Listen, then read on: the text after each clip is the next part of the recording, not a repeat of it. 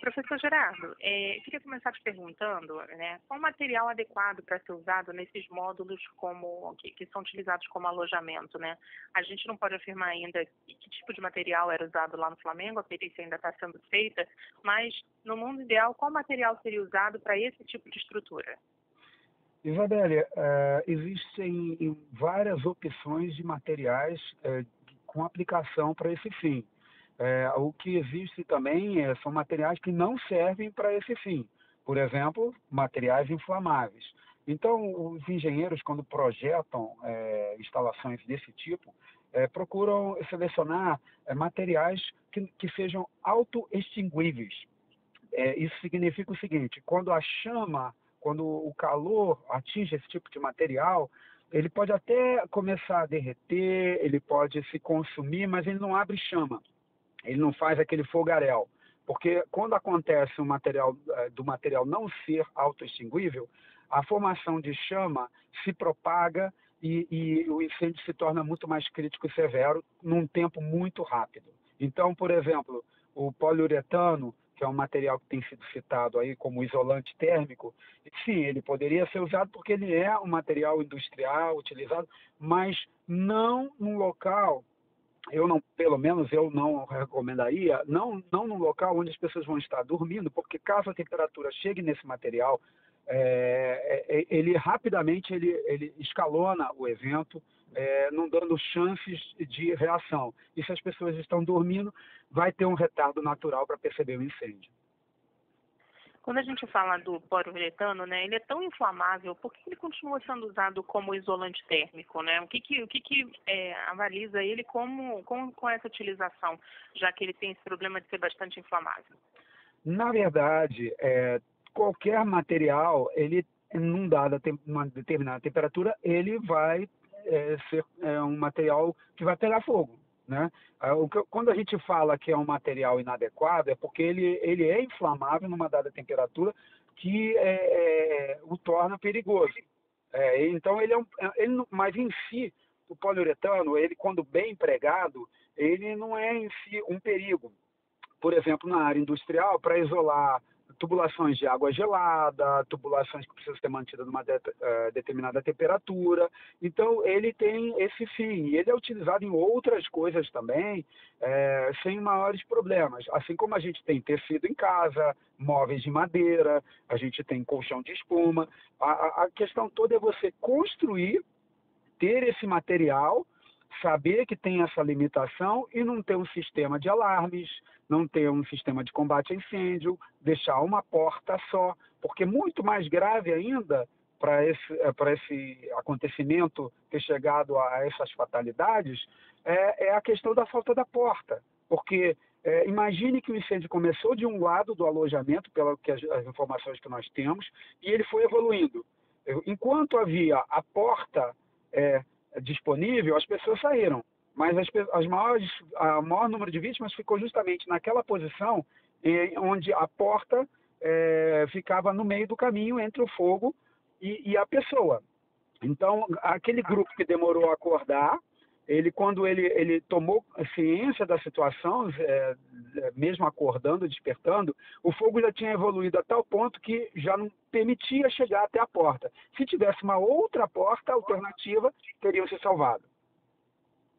Quando a gente fala, professor, de prevenção a incêndio, né, estruturas que abrigam dormitórios, elas são obrigadas a ter sprinklers, enfim, algum plano de escape para casos de incêndio? De alguma maneira o senhor vê indícios de que isso não aconteceu? Existem diferenças de regramentos exigidos por municípios, estados, países. Agora, não existe dúvida, em termos de engenharia, de como fazer prevenção de incêndio. Então, uma coisa, o Brasil tem que decidir, né?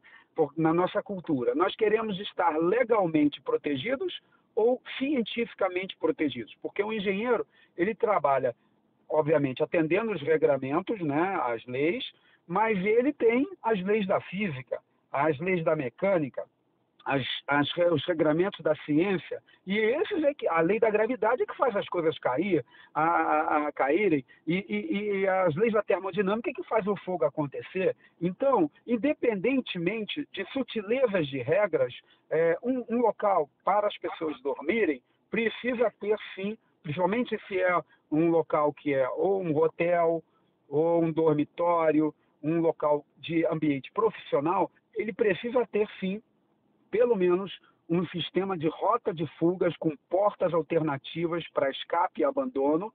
Ele precisa ter sistemas de alarme, detecção de fumaça, detecção de fogo e um plano de emergência.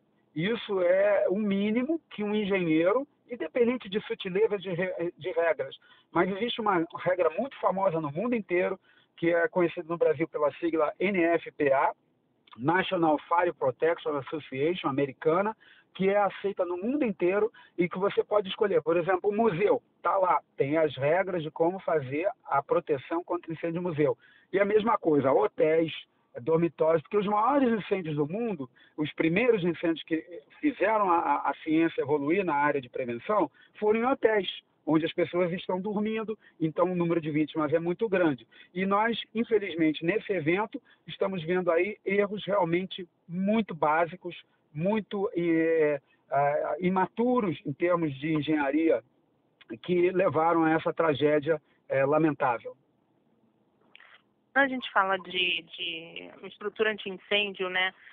Quanto custaria uma estrutura eficiente anti-incêndio para um espaço para 26 pessoas dormirem? Seria algo muito custoso ou é algo que já poderia ser incluído até no momento da construção e isso poderia ser diluído ao longo de um projeto? Essa pergunta é muito interessante porque ela vai apontar, na minha opinião, por uma causa sistêmica de acidentes no Brasil. Tá? Qual é a prioridade? É o preço baixo ou a segurança? Porque existem sistemas de segurança para atender qualquer tipo de projeto. Se for um projeto de baixo custo, existem sistemas mínimos de segurança que podem ser instalados nesse projeto. Então, não há desculpa para se não fazer nada. O mínimo que você poderia fazer ali é ter mais uma porta. Já seria um grande avanço. Talvez, se tivesse a porta, mesmo sem os outros sistemas, as pessoas teriam sobrevivido. E uma porta não é um custo significativo em relação a um projeto para um local para 26 pessoas, como você falou. Então, o problema que causa o acidente é muitas vezes a falta de percepção de risco, tanto da população, do leigo, quanto dos profissionais que às vezes, infelizmente, não estão preparados, não são especialistas naquele tema e não percebem o risco que está sendo formado naquele local. E a outra questão é que, quando há a percepção, a prioridade dada à segurança não é a primeira, quando deveria ser. Então, as pessoas vão discutir custos e etc. Não significa jogar dinheiro fora, não significa gastar demais, não precisa de coisa muito cara, muito sofisticada para você fazer uma boa prevenção. O que precisa é colocar em primeiro lugar a segurança e buscar viabilizar aquela construção para 26 pessoas dentro de uma mínima segurança nos padrões internacionais. E isso está disponível em livros, eu mesmo já publiquei 3 livros sobre o tema, e nas normas que são acessíveis a qualquer um.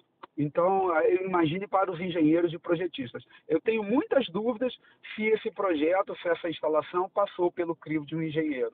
Não acredito que tenha sido um engenheiro que tenha olhado isso.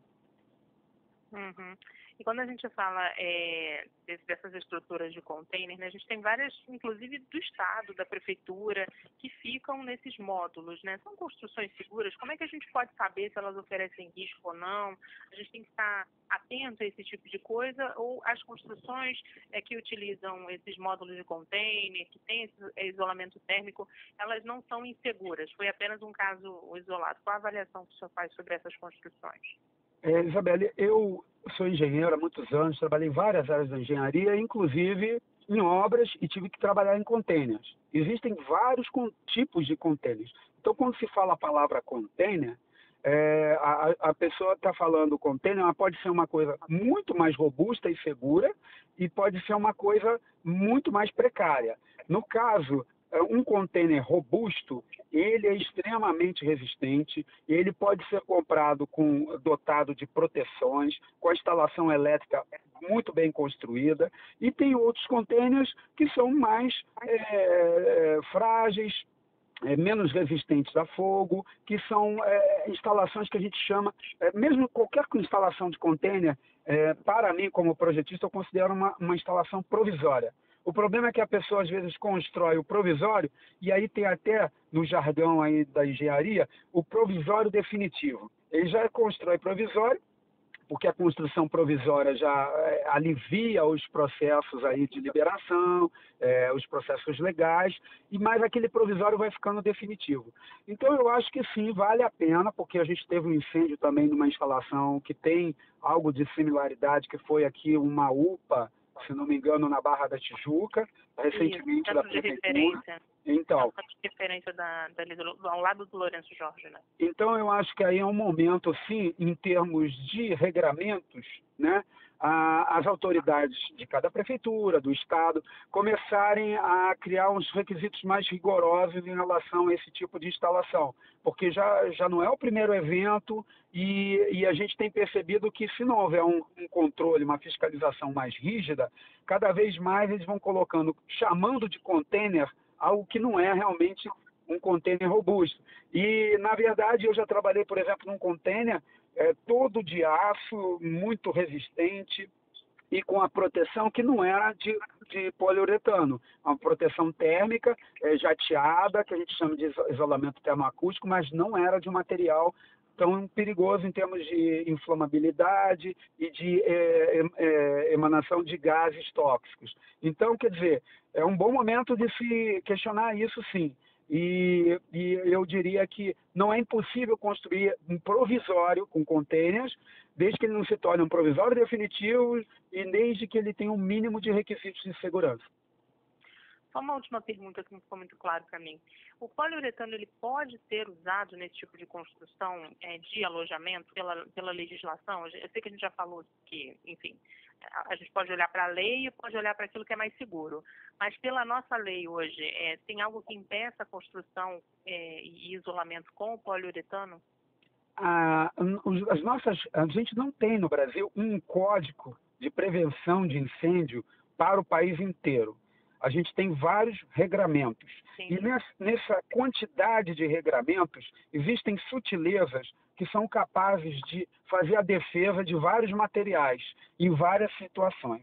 Como o assunto tem essa limitação de suporte jurídico, né, digamos assim, legal, os engenheiros é que têm que decidir isso na hora de projetar. O que eu posso lhe dizer é que eu, como engenheiro, não colocaria esse tipo de material como um revestimento, mesmo ele estando dentro de um sanduíche, porque a chapa também que forma esse sanduíche, são duas chapas, placas, que vão receber calor e a temperatura vai se elevar, então dá muito pouco tempo de reação para as pessoas que estão dentro perceberem, porque enquanto a chapa está se aquecendo e o calor está passando, seria o tempo de reação. Mas se as pessoas estiverem dormindo, como fazer? Não tem como. Então, quando eles perceberem, é quando já atingiu o poliuretano e o incêndio cresceu. Entendi. Não, então tá bom. Eu só tinha ficado com essa dúvida mesmo. Professor, obrigada.